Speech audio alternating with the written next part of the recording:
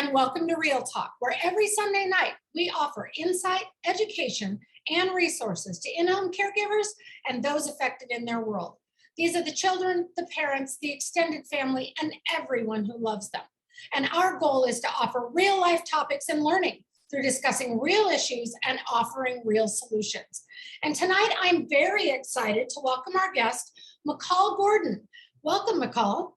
Hi, good to be here. I'm glad to have you finally. I've been wanting to chat with you for quite a while. I first met Macall, was it 3-4 years ago now? Wow, yeah. And she is a researcher, a speaker, and an author specializing in the link between temperament and sleep. And I know you guys are going to find this really fascinating. And part of what really drew me to Macall the first time I ever heard her speak was about the fact that she researches this so in depth and looks at research accurately. And so I'm excited to share with her tonight. She has a master's degree in applied psychology from Antioch University in Seattle with a research-based specialization in infant mental health. She also has a BS in human biology from Stanford University. She is currently a senior lecturer in the graduate counseling psychology program at Antioch University in Seattle. She has conducted and presented research on temperament, sleep, and parenting advice at infant and child development conferences around the world. She's been a featured speaker at national sleep conferences and has led webinar-based advanced training for sleep coaches, mental health providers, and others. She's also a certified gentle sleep coach in private practice, as well as the women's telehealth platform, Maven Clinic. She's recently authored a book on temperament and sleep for parents that will hopefully come out in 2023. I'll be buying it. She comes to this work because she has had 2 sensitive, alert, intense children and didn't sleep for 18 years. And I chuckled the first time I heard that, but I get it. So tonight we're going to kind of dig into this, and we're going to talk about how temperament affects sleep and everything else. But Macall, before we jump into that, tell our audience a little bit about you and why you're so passionate about this. Well, I mean, it was partly due to that last sentence, right, in the bio. It's really, really true. My kids are now in their 20s. So this was, mid 90s when I became a new mom. And back then, this was the internet was just, I think there was a directory of websites. That's how early it was in the internet. So that wasn't a factor. And I was really at the mercy of some parenting books and lots of magazines. The magazines were where you got your information back then. And I had my daughter after a very long, hard labor. And I remember them wheeling her into me at, whatever moment. And her eyes, she was lying on her side in her little baby burrito, and her eyes were like this, like laser beams. And I thought, that's not normal, is it? Is that normal? It looked so odd to me. And from then on, my whole journey was not normal, right? Nothing she did was like the books said it was going to be. And I really felt behind the 8 ball. And I would say on some level, really never found my footing completely. And what I didn't realize was that I was just on a really different parenting path than other people with mellower kids. So that really started my journey on really better understanding the role of temperament and how it impacts development, but mostly how it impacts parents and their experience of parenting. Yeah, absolutely. And I think too many of us maybe just kind of, even with the best of intentions, lump babies all together. And we kind of, this baby did it, so all babies should do it. And at least my experience has been parenting books kind of make it seem like that. Oh, yeah. And so then you're asking, what's going on? The what? Right, exactly. Right? So yeah, the majority of kids, so there's a great book called The Orchid and the Dandelion by Thomas Boyce. It's about the sort of biology of a kind of a more sensitive, reactive temperament. the orchid and the dandelion construct speaks to the idea that most kids are like dandelions. Dandelions do really pretty darn well wherever they are. They can tolerate a lot of different environments, and still thrive and still be okay. Then you have an orchid, and if you've ever tried to grow one, you know that they need a very specific set of circumstances. They need a lot of care and feeding. They need just the right light, just the right humidity. And it's very easy to have an orchid not do well.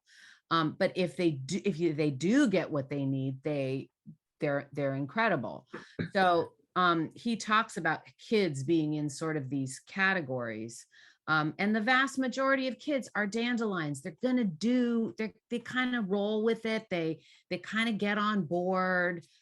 Stuff happens and they're kind of able to, maybe stumble a little and keep moving. An orchid kid is really going to react so much more strongly to everything. It's going to take much less to throw them off. And it's not, it's not the majority of kids. So as you said, sleep books and every other book, they're talking about dandelions. They're talking about the majority of kids, not the ones out on the ends of the bell curve, right? Mhm. And that means that all those parents are really left out. Mhm. Nobody's talking to them, for sure. Yeah, absolutely. So let's talk about this for a minute. Let's talk about temperament, because we hear a lot of terms thrown out there. Yeah. Oh, my baby has gas. Well, Yeah. Oh, babies have gas. So does every other human on the planet, right? yeah.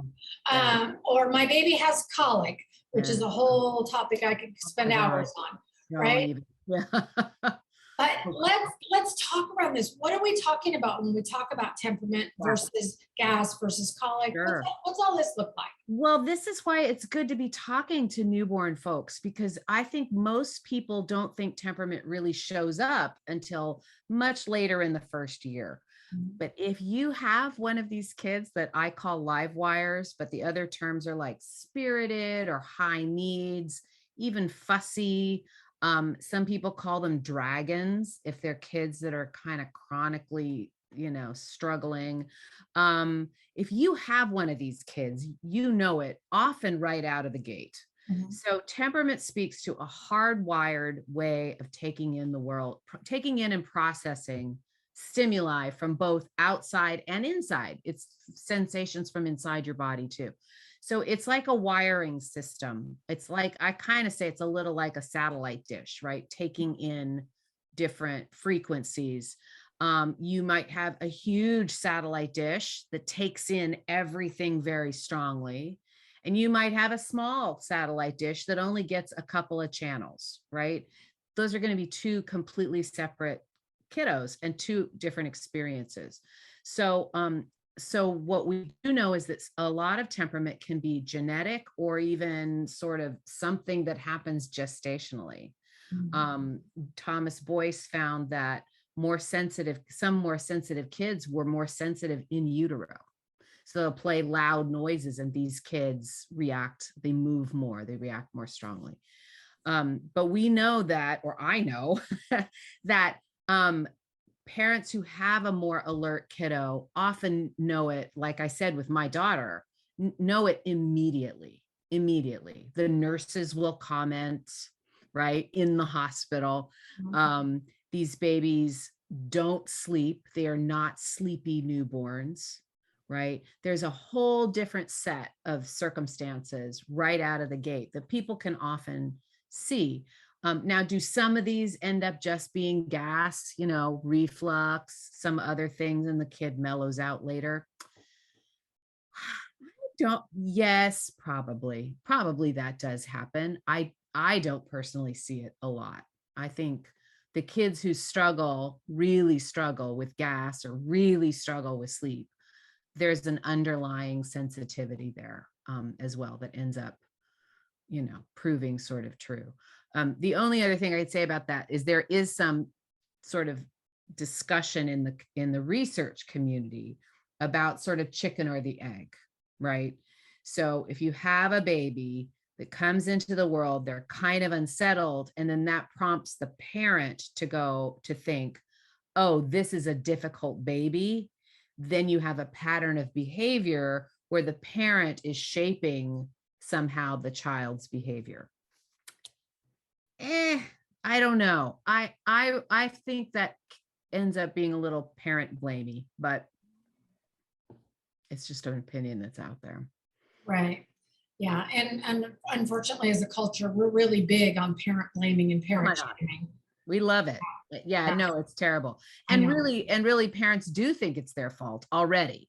You Yeah. know, they think, oh, did I cause this? Right. Mhm. So I'm not a fan of the idea that this behavior comes from parents. Mhm. I just don't buy it. I mean, partly because I lived it, and I don't I just don't believe Yeah. it. Right. And you know what? Even if it does, even if it does, Yeah. isn't our role to support and love on these parents and help them feel more secure Yeah. and help provide them the tools and resources they need to Right. be more successful? Right. Well, I mean, that's the whole thing about saying, look, you have to look at the system that's around those parents. And I Right. say that attribution of, oh, this kid is difficult. Now, partly, yes, can it come from the parents' own history, the ghosts in the nursery stuff? Yes, 100%. If that parent was called difficult as a baby, yes, that's going to happen. Mhm. Um, but we also have to look at the system that's around parents. And again, going back to all the information they're reading. If all the information they're reading is talking about a mellow kid, and they don't have a mellow kid, they're already not being supported by the institutions around them. Or their pediatrician says, oh, this kid is just cranky, or this kid is, they get information from a variety of sources. So you're right. It's our job to try to shift some of what they're hearing. Yeah. Yeah, absolutely. Good point.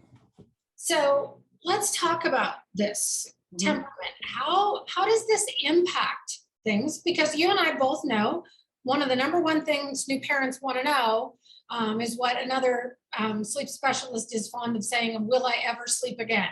Yeah. So how does temperament impact sleep?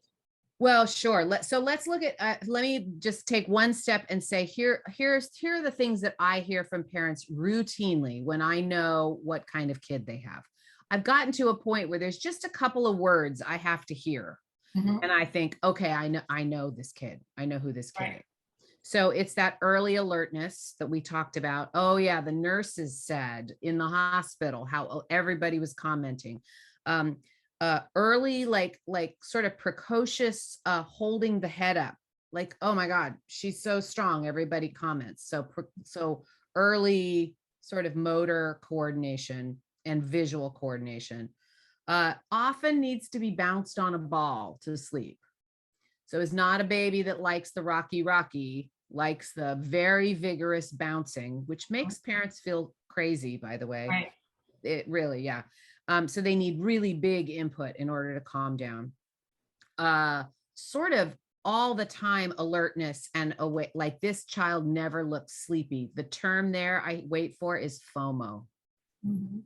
I have parents, I just wait for it. I'm like, they're going to say it. I know they're going to say it. They'll say, yeah, she just does not want to sleep. It's like she's afraid she'll miss something. So you have a kid that's just really engaged in faces, in things, in sights, in people, early alertness, huge.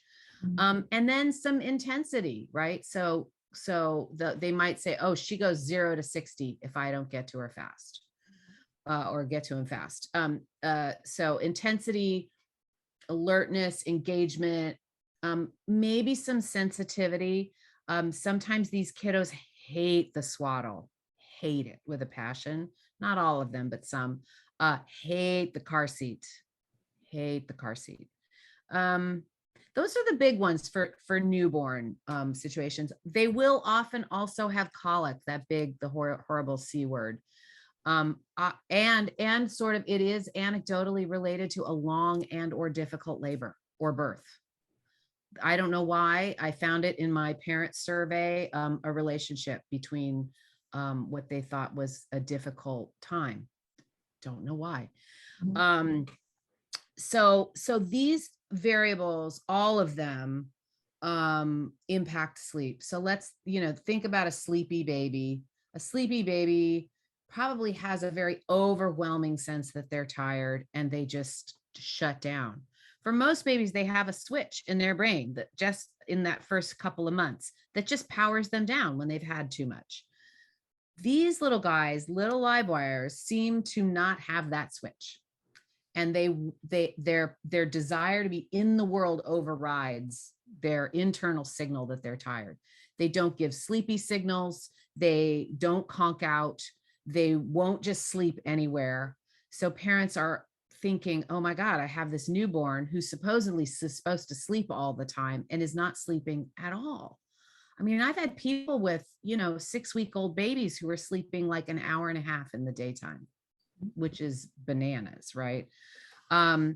So if you think about sleep, what needs to happen for sleep, if we really break it down, you have to feel sleepy. You have to have an internal sense that you're sleepy. You have to be willing to disconnect from the world and go to sleep. And then you have to kind of have the internal chemistry to fall asleep. These little alert ones don't have any of those and I think it's because they really are so engaged in the world. And they need so much help going to sleep. They're also usually really sensory sensitive, like a very thin sensory barrier. And so they're the ones that need a fully dark room and a swaddle and being bounced on the ball and total whatever it is. They need like everything to just fall asleep. With my daughter, I had to sit and bounce her on a ball with the dust buster running on the ground, like that loud buzzing noise. This was before white noise machines. Right? Now, years ago, I used to go get an old radio and put it between channels. Yeah.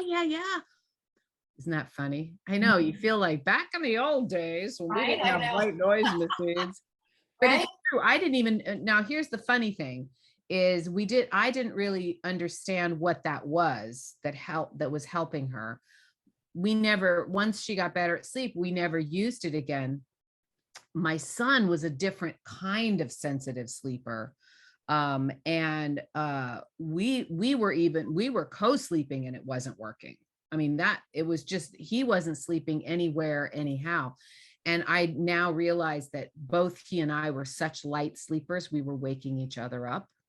And I now know that white noise would have helped us tremendously, but there wasn't such a thing. So yeah, I think temperament impacts every single aspect of sleep. And then when parents' experience is so different from the books, unfortunately, parents don't say, oh, these books are wrong. They basically say, what am I doing wrong? Or they have a friend whose 2-month-old is sleeping 10 hours straight and theirs is waking up every hour, right? And parents take that on as their fault. They, drowsy but awake, total fail with these kids. I say it's usually a total fail for most kids, but for these kids, impossible. There's a lot of stuff that just doesn't work at all. And so then you have parents who are really hanging on by their fingernails and thinking they're terrible at being parents, which I think is just a cocktail for badness. Right. Yeah, absolutely. So you mentioned something a minute ago. You said temperament affects everything about sleep and everything else. Yeah. What do we mean by that? Well, everything else is really, that's the part of it where it affects parents' self-concept. It affects their attitude towards parenting, right? So I remember reading in one of these parenting magazines, it said, oh, over time, you'll get to know your baby's cries and you'll figure out what they need. And when it works, you'll know you did the right thing. I got none of that. First of all, my daughter always cried like she was being stuck with a pin. I mean, it was like, call 911, this baby is dying, right? And then I would try everything and nothing worked. So then I was like, well, what does that say about me? I don't know her cries. I don't know what to do. It didn't work. Where, the books never said what to do then. Mhm. I didn't know who to call. I didn't know what to try to change. And so I think parents over time start internalizing those feelings of, I don't know what I'm doing. In Mhm. fact, again, I did this big parent survey to look at the effect of temperament on, well, first of all, I looked for upsides of this challenging behavior, but the other part was I looked at its effect on the parents and on sleep. And the thing that broke my heart is that these parents rated themselves as more tired, not surprising, but they also rated their own competence lower than parents of mellower kids.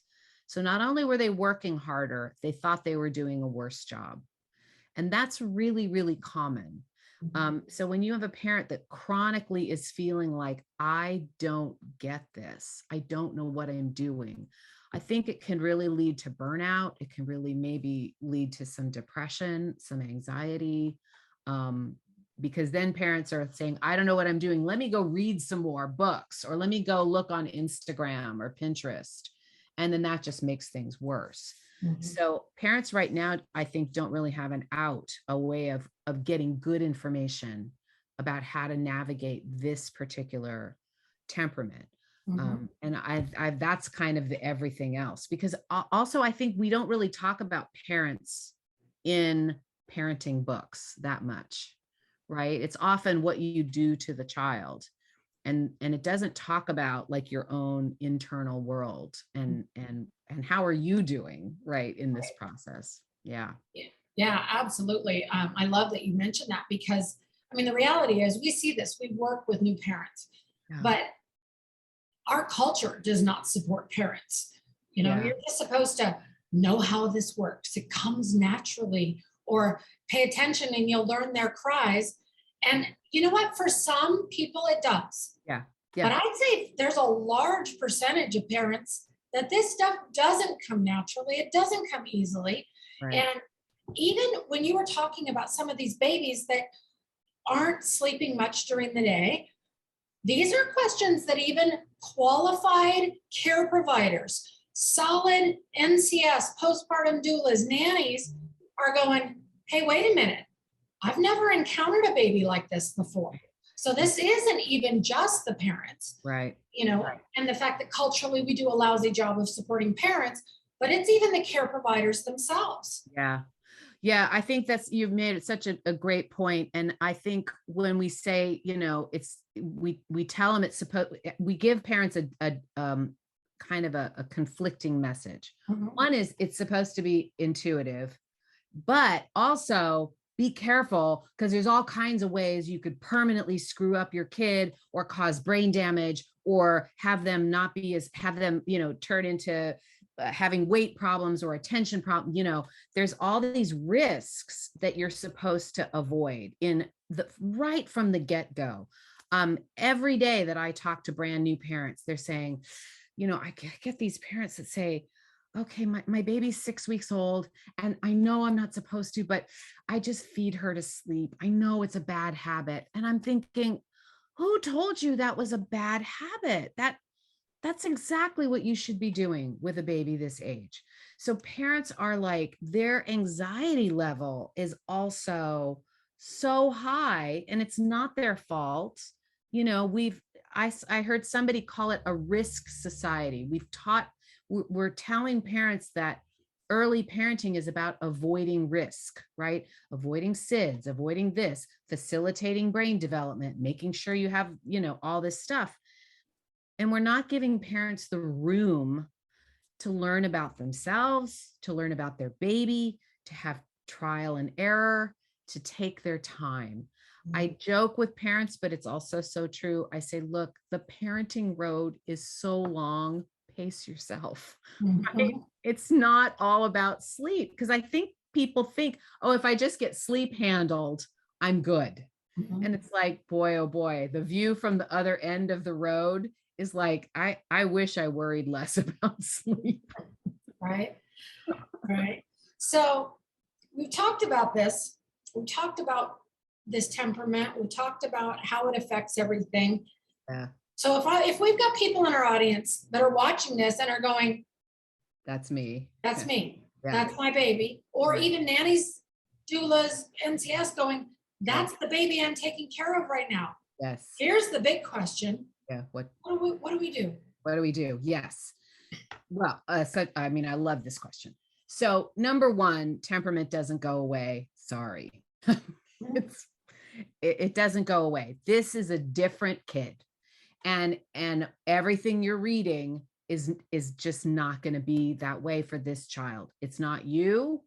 You haven't created it. This is this unique child. And I can tell you that what's in that package of challenge are also some amazing abilities. These little guys are smart as whips.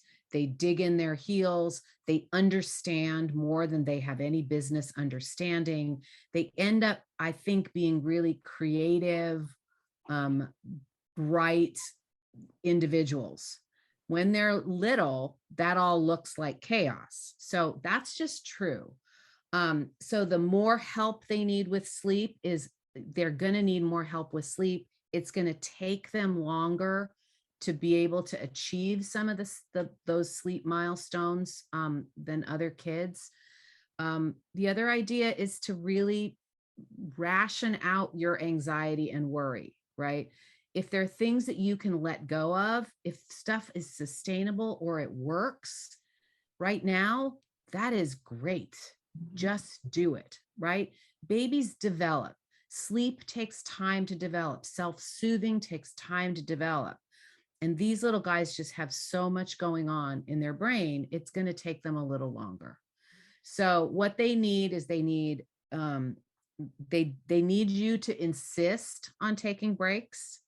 If you wait for them, I say that I followed my daughter's cues right off a cliff. Like I waited for her to look tired. And I remember watching David Letterman come on and go off, and she was still going strong because I was waiting for her to look tired. It never happened. So know what their awake windows are. Really insist. Kind of say, okay, baby, you've been awake for an hour and a half. I know you look like full steam ahead, but we're going to go in and get some rest in any way we can. So get them rest. They act like they never need sleep, and they absolutely do. Take breaks. Get a read on their sensory abilities. These little kids have sensory sensitivities and sensory strengths. So any information you can gather on sort of sensory processing to understand what revs them up, what calms them down, touch, sound, sight, movement, vestibular, like massaging, things like that will be really helpful. I can tell you there's a great skinny little book called Understanding Your Baby's Sensory Signals by Angie Voss, Voss. And I can write that down for you too. It's a great little skinny book that's fantastic for sussing out. It just has lists of behaviors. And then you go to that page and you go, oh yeah, oh, okay. I never knew that was a sensory thing, but that can be really helpful. And then trying to watch out for overstimulation, because one thing these babies do not have, it, like I said, is that off switch. So once they've had too much, these little guys do not turn away. They go, it's like they don't know how to shut off from what's overwhelming them. So get really good at knowing how much stimulation these little guys can tolerate and protect it, right? I want to say dumb it down, but if you've been out at a mall and your little tiny one is like this, know that you really need to take a break for a while and give them a moment to like decompress. Yeah. Absolutely. So we have talked about a lot of this kind of stuff. We're almost out of time already. Although before we started, I said I could literally just sit and talk to you all day. But if you could just give our audience one kind of, if you get nothing else out of this today, get this. What would Yeah. that be? I think it's still the idea that your kid is different. It's different. And your experience as a parent is going to be different from other parents. This kid may be different from other kids you have in the same family. And that's just true. So don't expect your path to go in a similar way. You are really on a different path, at times a harder, steeper path, but the payoffs with these kids are, they're orchids, right? The payoffs, these kids respond even more strongly to your efforts to do a good job. So the work is really worth it. But take care of yourself, get some of your own needs met, because these kids make you pony up, and parents do, but really make sure that you have that, oxygen mask fully on yourself, because it's a big climb with these kids. Yeah, absolutely. And I love that you mentioned that even within the same family, in our programs, we teach about working with multiples. And I tell our students all the time, look, you could have a set of identical triplets, and you could have 3 entirely different personality types, 3 entirely different levels of sensitivity, Right. 3 children that, as you mentioned, what revs them up, what brings them down, 3 kids that it's all different things. Right. No, isn't that strange? I know. And that sort of speaks, I think, maybe to that gestational piece in terms of exposure to hormones or chemicals in utero, but I don't, you're right. And there's no better or worse situation. I've had people where the intense one is first and then they have a mellow one. And I've had it the other way around. They have the mellow one first and then they're completely thrown by a real, or the intense one's their 4th kid. Right. And so at least with that, they know it's nothing they did because they're the same parent, right? This kid is just different. Even the esteemed Dr. Sears, just really quick, I have to tell you, so when my daughter was 4 or 5 months old, we had been reading Sears' baby book. And he said, oh, if you just do this stuff, it'll all work out great. It wasn't working out great. And we actually went and had an appointment with him to say, what the heck? Right? What the heck? And at that moment, he was writing his fussy baby book because his 6th one was finally a more intense, alert, little one. And he realized that his go-to strategies were not working the same for her. So I thought that was, even in a big family, you can have one. Right. Right. No, I love that. I love that. So we're already running out of time today. And it always seems to work that way, but I really have enjoyed having you on and learning new things today, and such great takeaways for our audience. So thank you so much for joining us. Oh my goodness. I'm so happy to talk about this always. Yeah. And to our audience, thank you for joining us tonight. If you have questions around this topic or anything related to temperament or sleep and all these other good things, put them in the feed and tag Macall or just tag Newborn Care Solutions, and we'll make sure that you get answers.